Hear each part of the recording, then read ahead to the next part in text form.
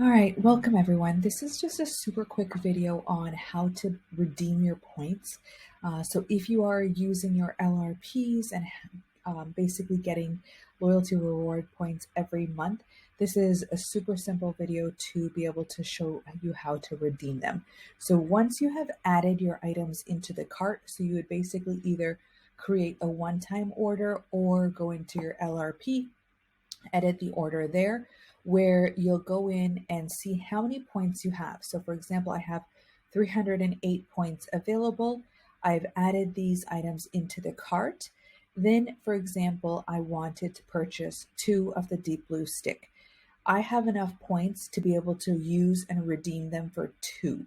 So that's where you can adjust it accordingly. Your redemption points will go off of the PV value. So that's where it'll basically be equivalent to that for you to be able to redeem. And then, for example, if you wanted to do the same thing for Myrrh, it would have that same drop down option for use points. For example, Myrrh Touch here, it says NA. That just basically indicates that this is a product that you can't redeem your points with. It could be just because it is a brand new product that has come out. It could be that it might be a limited edition product, different things that might be happening to say that you can't use your points for that.